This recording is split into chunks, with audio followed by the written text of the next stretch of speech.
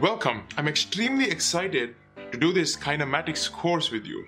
So I'm going to begin with what we call as 1D kinematics. Now, kinematics is the study of moving things.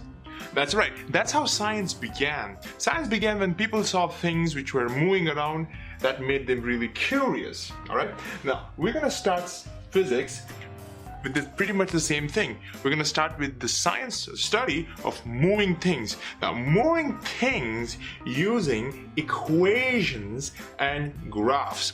Two of my favorite things in physics: equations and graphs. That's what kinematics is. And 1D kinematics basically means we're doing this in a straight line. That means particles are only allowed to go in two directions, forward and backward. Now, of course, eventually we're going to graduate from 1D to 2D and 3D and all that fun stuff, but initially baby steps. Okay, so study of moving things using equations and motions. Now we'll begin with the most human questions that you can have. Why do we want to study kinematics, and why do we want to graph it, and why do we want to build equations? And the answer is very simple.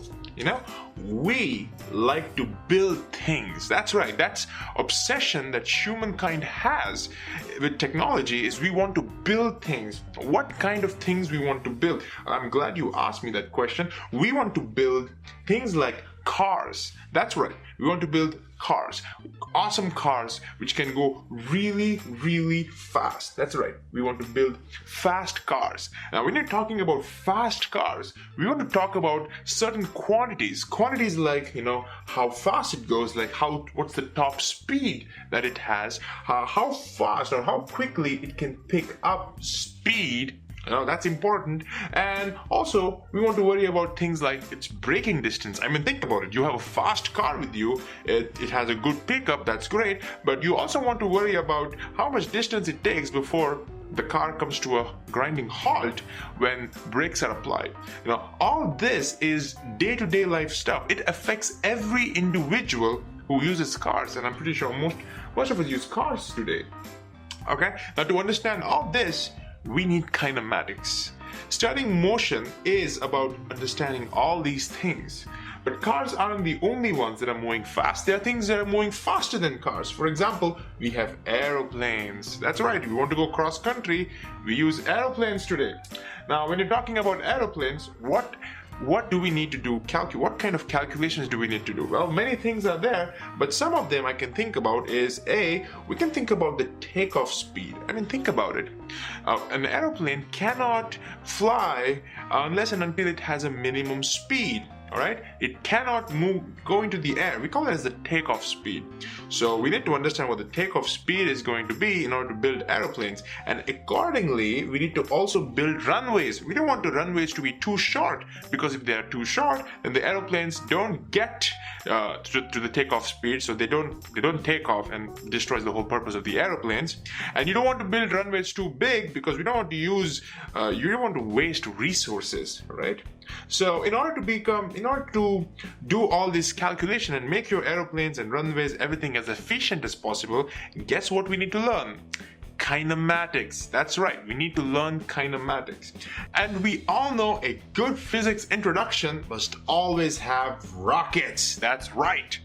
We want to build rockets. We want to go away from the Earth, explore our neighboring planets and moons, and maybe one day even stars. Now, to do that, we want to send stuff away from the Earth. And you know what's the biggest problem when we do that? Gravity, right? We need to beat gravity. So in order to take a space shuttle, say, to the moon or to the Mars, how much fuel do we need? How do we do that calculation?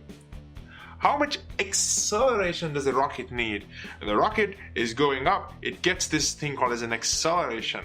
All right, and why we need to worry about the acceleration? Because that affects the people who are sitting inside this space shuttle, the astronauts.